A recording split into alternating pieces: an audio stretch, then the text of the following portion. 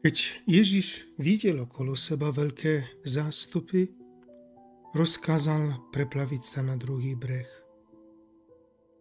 Tu k nemu pristúpil istý zákonník a povedal mu: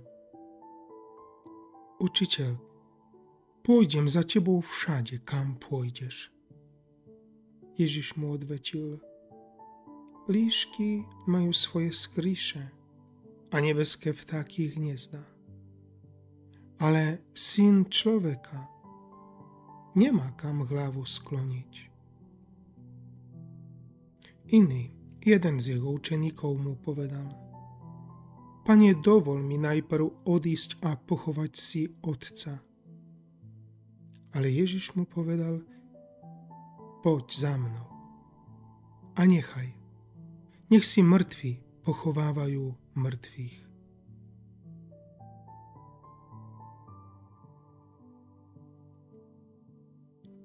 Moje záležitosti a záležitosti Pána Boha. Konflikt, ktorý je starý ako svet. Ale dnes, po tom, čo sa stalo Ádamovi a Eve a potom všetkom, čo zažil vyvolený národ, počnúc s Abrahámom až k časom Ježiša Krista, a následne to všetko, čo sa stalo až do dnešných čias, s tými nádhernými príbehmi mnohých svätých,